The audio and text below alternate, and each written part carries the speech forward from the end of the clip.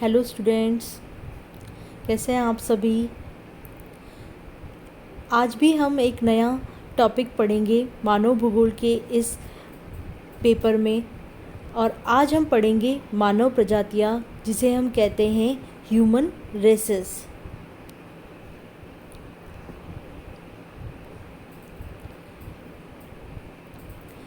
सबसे पहले हम प्रजाति का अर्थ समझेंगे। भूतल पर पाए जाने वाले समस्त जीवों को उनकी जैविक विशेषता के आधार पर कुछ वर्गों में विभक्त किया जाता है, जिसे जाति के नाम से जाना जाता है। इस प्रकार के जीवों के वर्गीकरण प्रजाति रेस कहा जाता है, जिसके सदस्यों में वंशानुक्रम से विशिष्ट शारीरिक लक्षण विकसित हो जाते हैं, जो उन्हें अन्य मानव वर्गों या प्रजातियों से पृथक करते हैं। प्रमुख यह एक नस्ल या जन्मजात संबंधों का मानव वर्ग होता है, जिसमें वंशानुक्रम द्वारा शारीरिक लक्षणों में समानता पाई जाती है।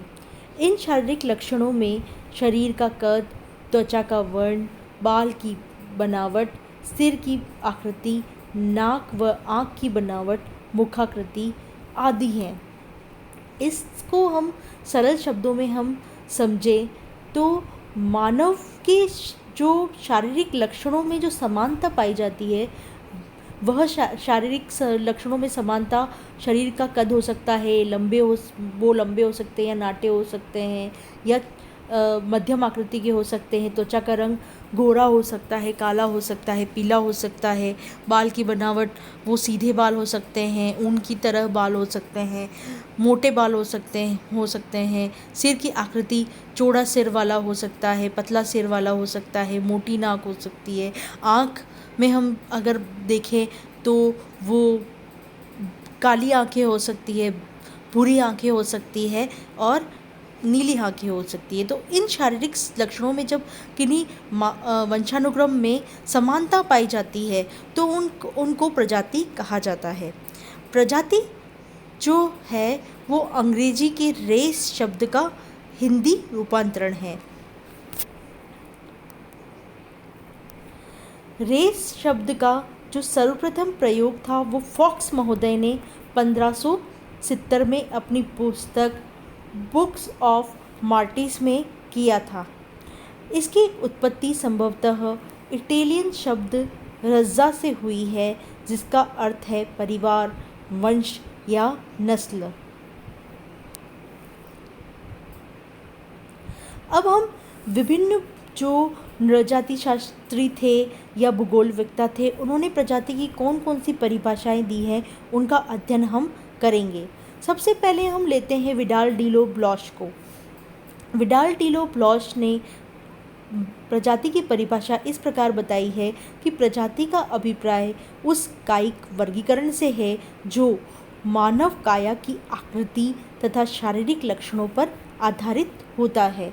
मतलब जो विडाल डी लो ब्लॉश है वो मानव का आया जो मानव की जो शरीर है उसकी आकृति और शारीरिक जो भी लक्षण है उसी को वो प्रजाति मानते हैं।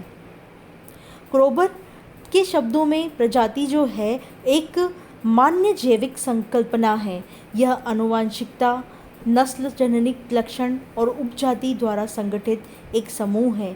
यह मान्य सामाजिक सांस्कृतिक विचारधारा नहीं है। मतलब क्रोबर के अनुसार उसमें सिर्फ जननिक लक्षण, शारीरिक लक्षण और आनुवंशिक लक्षणों से संगठित एक समूह ही है। उसमें संस्कृति या समाज का कोई विचारधारा को सम्मिलित नहीं किया जाता।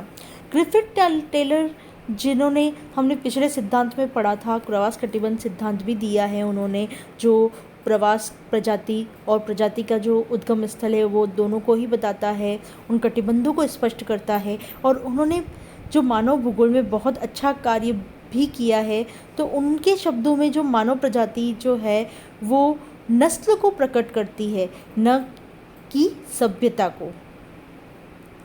इस प्रकार से हम भौगोलिक पारिभाषिक शब्दकोश को देखें, उसके अनुसार जो इन सभी परिभाषाओं, जितने भी भूगोलवेत्ता या नृजाति शास्त्री थे, उन सब परिभाषाओं को एक एसेंस मिला बनाकर एक सर्वमान्य परिभाषा दी गई। मानव प्रजाति मानव जाति का उपवर्ग है जिसके सदस्यों में वंशानुक्रम में विशिष्ट शारीरिक लक्षण विकसित होते हैं जो उन्हें अन्य मानव वर्गों या प्रजातियों से अलग करते हैं। इस तरह से जिन मानव प्रजातियों के सदस्यों में अन्य मानव प्रजाति के सदस्यों से जो शारीरिक लक्षणों में जो भिन्नता है, जो उन दोनों प्रजातियों को अलग करती है, वही मानव प्रजाति कहलाती है। कुछ समाजशास्त्रियों के अनुसार प्रजाति की परिभाषा इस प्रकार दी गई है कि प्रजाति मानव जाति का एक प्रमुख भाग है जो इस नस्ल की शारीरिक विशेषताओं में चिन्हित है। प्रजाति की सभी परिभाषाओं को हम पढ़कर पाते हैं कि समाजशास्त्रियों के बीच में या नृजाति शास्त्रियों के बीच में के जो भिन्न मत होने के बावजूद एक बात जो साफ तौर पे उभर कर सामने आती है कि प्रजातियां एक समान लक्षण वाले मानव समूह हैं। अतः मानव जाति का प्रजातियों में विभाजन सामाजिक या सांस्कृतिक न होकर जैविक है। किसी भी मानव प्रजाति के शारीरिक लक्षण वंशानुक्रम द्वारा पीढ़ी दर पीढ़ी आगे भविष्य में जारी रहते हैं जो उसकी पहचान को सुनिश्चित करते हैं।